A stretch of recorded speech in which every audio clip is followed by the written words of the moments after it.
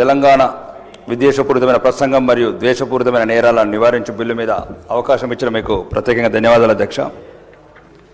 అధ్యక్ష, చాలామంది సహచర ఎమ్మెల్యేలు మాట్లాడింది నేను అధ్యక్ష. కానీ దీనికి ప్రధానంగా అధికారంలో ఉన్న వ్యవస్థ, అది ఏ పార్టీ అన్నా కావచ్చు, వాళ్ళు అధికారాన్ని అందరికీ సమానంగా ఫంక్షనింగ్ సరిగ్గా చేస్తే ఏమి ఇబ్బంది ఉండదు అధ్యక్ష. దానికి ఒక చిన్న ఉదాహరణ చెప్తాను అధ్యక్ష. ఆర్మూర్లో జరిగిన ఘటన. ఒక వర్గం వాళ్ళు ఏదో ఒక మా శాసనసభ్యుని కామెంట్ చేశారు అసహ్యకరంగా. నేను సిఐ గారికి చెప్పాను, పోలీస్కి చెప్పాను, దయచేసి ఆ చిన్న గొడవలు పెద్దవి కానివ్వకండి. ఎందుకంటే ఎవరో ఒకరు సోషల్ మీడియా వల్ల అనవసరంగా ఆర్మూర్ అంతా కలుషితం అవుతుంది, ధర్నాలు, స్ట్రైకులు, గొడవలు ఇంకా రెచ్చిపోతారని చెప్పిన తర్వాత మా వాళ్ళందరికీ కూడా కొద్దిగా బెదిరించాను, కొద్దిగా గట్టి చెప్పాను. అది చిన్న జరిగింది సంఘటన. మరి అభ్యంతరకరంగా మాట్లాడారు అధ్యక్ష. రెండోది, అదే ఒక వర్గం మా వాళ్ళు ఒక చిన్న తప్పు చేశారు అధ్యక్ష. ఒకటేసారి 10 కేసులు బుక్ చేశారు అధ్యక్ష. నేను అడిగాను పోలీస్ అధికారులని, నేను చెప్పాను కదా ఇట్లాంటి వ్యత్యాసాలు ఉండకూడదు కదా, ఎవరు తప్పు చేసినా మనం సరిదిద్దాలా, ఇట్లాంటివి ఉండకూడదు సోషల్ మీడియాలో అంటే, లేదు సార్ పైనుంచి ఒత్తిడి. అధ్యక్ష, దీనివల్లనే ఇప్పుడు వీళ్ళంతా మాట్లాడేంత మత విద్వేషమా, కుల విద్వేషం పెరిగేది ఇదే కారణం అధ్యక్ష. నేను ఒక దగ్గర అధికారులకు ఫోన్ చేశాను అధ్యక్ష.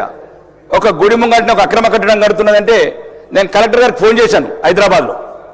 నేను కూలగొట్టమని పర్మిషన్ ఇచ్చాను కానీ కూలగొట్టట్లేదు. మరి అప్పుడు ఏం చేస్తారు అధ్యక్ష? ఇప్పుడు నీకు న్యాయం దొరకనప్పుడు, నీ గుడి మీద దాడి జరిగినప్పుడు, గుడి మీద కూల్చినప్పుడు, న్యాయం సరిగ్గా జరగనప్పుడు, చట్టం తన పని తను సరిగ్గా చేయనప్పుడు అమాయక ప్రజలు, సామాన్య ప్రజలు కొద్దిగా ఉద్రేకపడుతాం అధ్యక్ష. అవకాశం ఎందుకు ఇవ్వాలి ప్రభుత్వం? ఒక వర్గానికి కొమ్ము గాయడం వల్ల వచ్చిన సమస్యలు అధ్యక్ష. ఏదైనా సరే అందరూ సమానం అనుకున్నప్పుడు అందరినీ సమానంగా చూడండి వ్యవస్థతోని.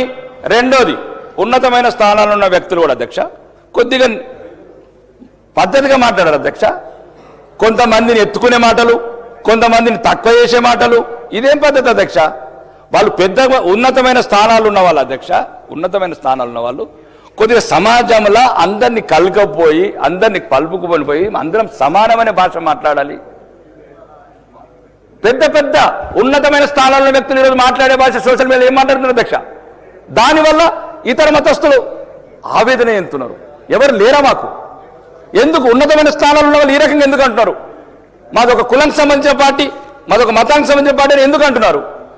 6 సార్లు ఎమ్మెల్యేని ఒకతను మాట్లాడతాడు, కులాలని తక్కువ చూసి మాట్లాడతాడు. దీనివల్ల ఏమవుతుంది అధ్యక్ష? మీరు ఇంతసేపు మాట్లాడినరన్న నాణానికి ఒకటే వైపు మాట్లాడారు అధ్యక్ష, కానీ దయచేసి రెండో వైపున కూడా చూడండి అధ్యక్ష.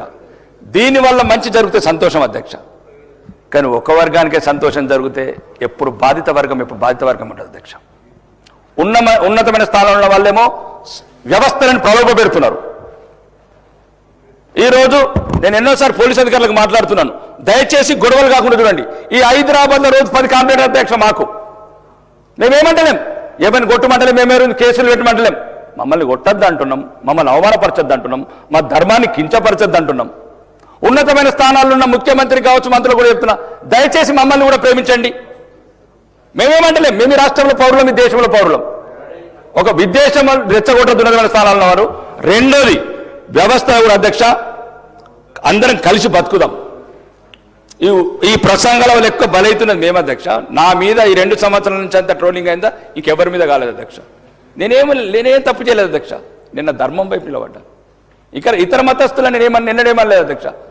నా దేవుణ్ణి ఏమన్నా బాధనే, నేనేమన్నా బాధనే. కాబట్టి దయచేసి మీ ద్వారా చెప్తున్న అధ్యక్ష, ప్రభుత్వానికి కక్షపూరిత చర్యలు లేకుండా అన్ని మతాలను సమానంగా చూడండి. మళ్ళీ ఇదొక సాకు పెట్టుకొని ఏదో ఒక రకంగా ఇబ్బంది కేసులు పెట్టి, అక్రమ కేసులు పెట్టే విధానాలు చూడకుండా ప్రభుత్వం అందరినీ సమానంగా కోరుకుంటున్నాం అధ్యక్ష. మరీ ముఖ్యంగా మాలాంటి వాళ్ళని కూడా జాగ్రత్తగా అధ్యక్ష. ధన్యవాదాలు. Discussion is over.